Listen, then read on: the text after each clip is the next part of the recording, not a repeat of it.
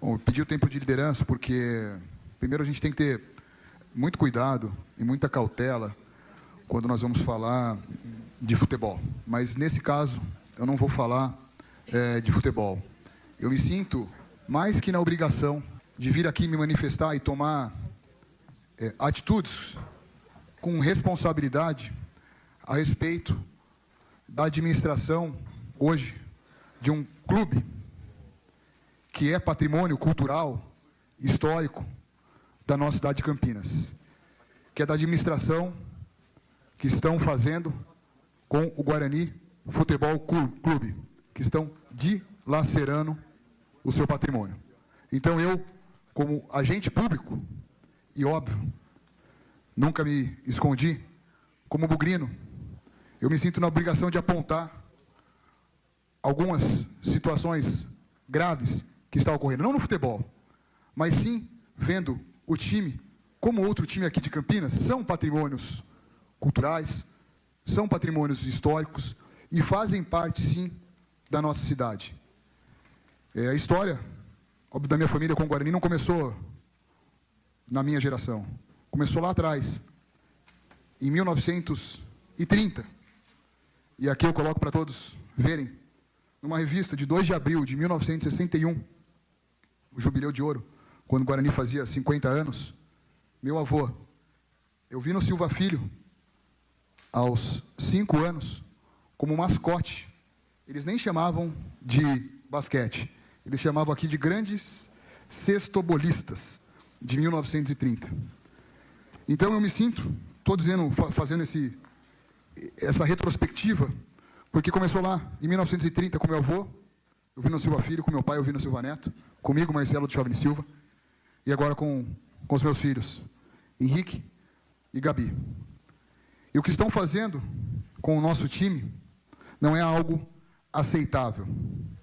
Gera revolta e gera na obrigação para que não acabem, não destruam esse patrimônio de Campinas. O Guarani não é só um time de futebol, é uma instituição centenária, orgulho do interior, o único campeão brasileiro do interior do Brasil. Uma camisa que representa suor, raça, história. E o que temos hoje? Uma gestão desastrosa, marcada por decisões obscuras, relatórios adulterados e uma série de indícios que apontam, sim, uma possível administração criminosa. Vamos aos fatos. E eu falo isso com base em documentos, não só em fatos. Nos últimos 5 anos, as contas do Guarani vieram com pareceres negativos ou cheias de ressalvas. Nenhuma foi aprovada com transparência.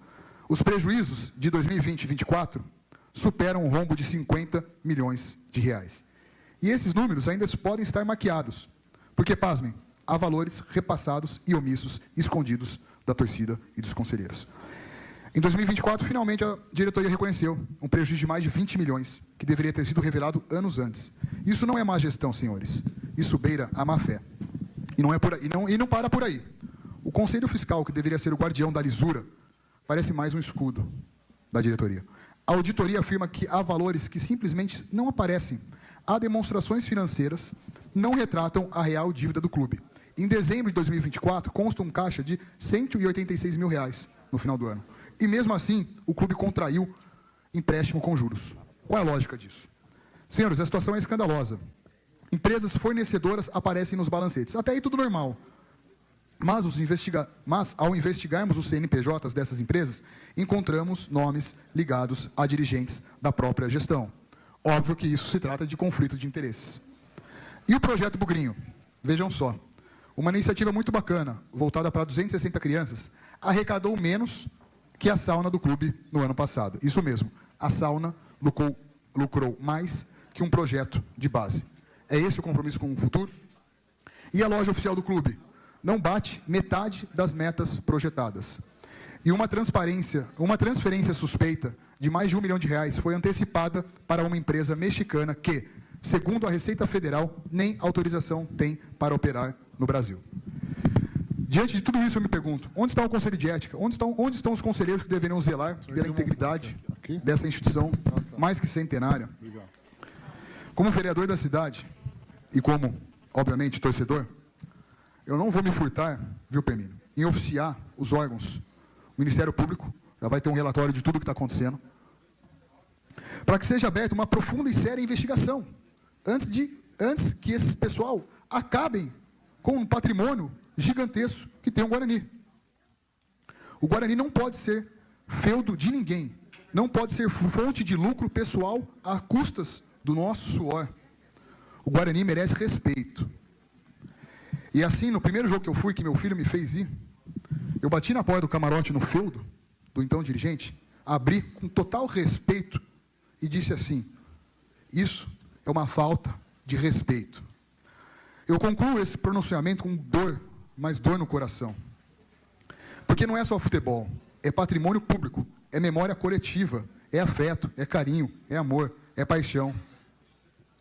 Eu espero que as pessoas se levantem nesse momento, para que a gente lute até o fim, para que não veja mais um patrimônio da cidade de Campinas sendo roubado.